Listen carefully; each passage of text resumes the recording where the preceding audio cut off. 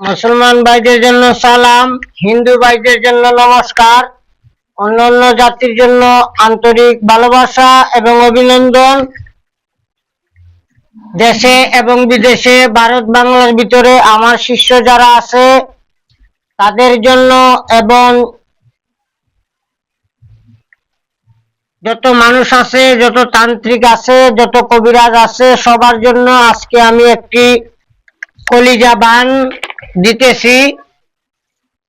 আর বিশেষত আপনারা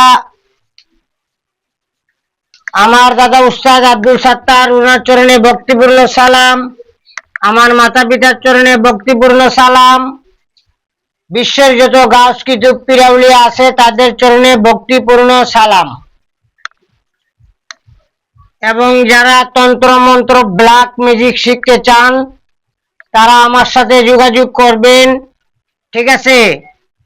বৃক্ষ তোমার নাম কি, ফলে পরিচয়। গাছ ভালো হলে ফল ভালো হবে, গাছ খারাপ হলে ফল কখনো ভালো আশা করা যায় না, ঠিক আছে? নয় কারে না। আজকে আমি যে বিদ্যাটি দিতেছি, খালি শত্রু, খালি শত্রু, শত্রুর জ্বালায় জীবন শেষ। ছোট ফ্যামিলি হোক, বড় ফ্যামিলি হোক, পয়সা হলে হোক, গরিব হোক, পারিবারিক সমস্যা থাকতেই পারে।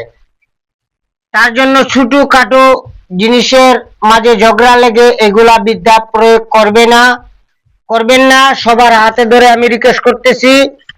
এবং বান বিদ্যা এমন একটা জিনিস, বান বিদ্যা সবার আগে কিন্তু যে বান বিদ্যাটা চালায় তার উপরে কিন্তু অ্যাটাক হয়, এটা সবসময় মাথায় রাখবেন। আজকে যে বিদ্যাটা দিতেছি, এই বিদ্যাটা সর্বপ্রথম অমাবস্যায় 108 বার জপ করে নেবেন। 108 বার জপ করে নেবেন। মন্ত্রটা আমি বলতেছি, আপনারা শুনেন। তিলের তেলে পিঠা বাজি অমুকের পুত্র অমুকের কলিজা, যক্ষিণী ডাকিনী পিচাসিনী অমুকের বেটা অমুকের কলিজা মা কালীর প্রসাদ হয়। অমুকের বেটা অমুক দুনি আতে বেঁচে রয়,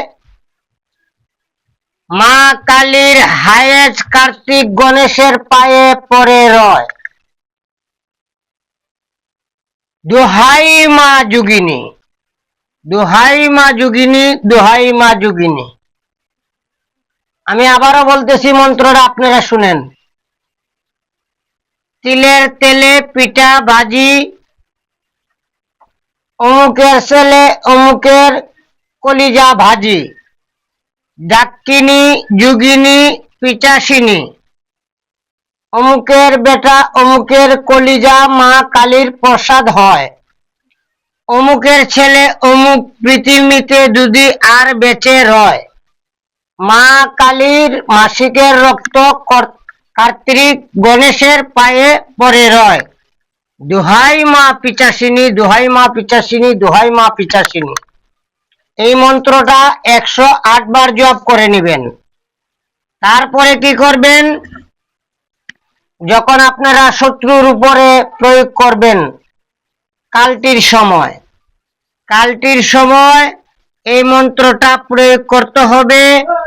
তার একটি ছবি সংগ্রহ করতে হবে, অথবা তার আকৃতিতে একটি ছবি মাটিতে সিঁদুর দিয়ে লিখতে হবে তার বাবার নাম সহ। লেখার পরে 51 বার মন্ত্রটা পড়বেন, 51টা ফু দিবেন। 51 বার মন্ত্র পড়বেন, 51টা ফু দিবেন। আমি সম্পূর্ণ নিয়ম সহ দিয়ে দিলাম।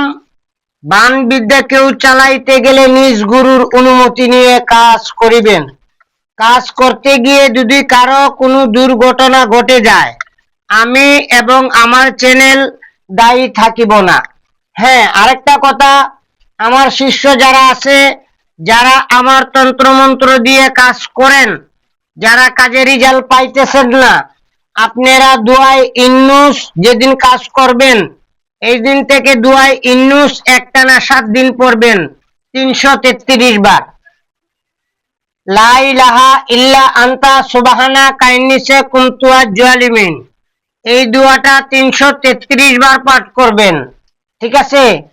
আর যাদের ক্ষেত্রে কাজ একবার, দুইবার, তিনবার করার পরও কাজ হবে না, তাহলে আপনি মনে করবেন যে আপনার রাশি কুণ্ডলিতে সমস্যা আছে, যার কারণে আপনার হাতে কাজ হচ্ছে না। ঠিক আছে? এইসব বিষয় মাথায় রাখবেন। এবং আরেকটা জিনিস আজকে দিচ্ছি, যাদের বউ অথবা স্বামী অথবা ছেলে সন্তান বাড়ির থেকে চলে গেছে এবং তার কোনো উদ্দেশ্য নাই, তার খবর নাই, সাদা চন্দন, লাল চন্দন এবং তার ব্যবহৃত কাপড়, একটি বুঝবাতার টুকরা, ওই টুকরার মাঝে তার নামটি লিখতে হবে, অমুকের ছেলে অমুক বাড়িতে চলে আসুক। বুঝ পাতার মাঝে লেখে ওই চন্দন কাঠে পেঁচিয়ে তার ব্যবহৃত কাপড় এটার লগে পেঁচিয়ে অন্ধকার ঘরে চাপা দিয়ে রেখে দিবেন। ইনশাআল্লাহ 7 থেকে 11 দিনের ভিতরে সে যে জায়গায় থাকুক, যদি আল্লাহ পাকে তাকে জীবিত রেখে থাকে, তাহলে সে বাড়ি চলে আসবে।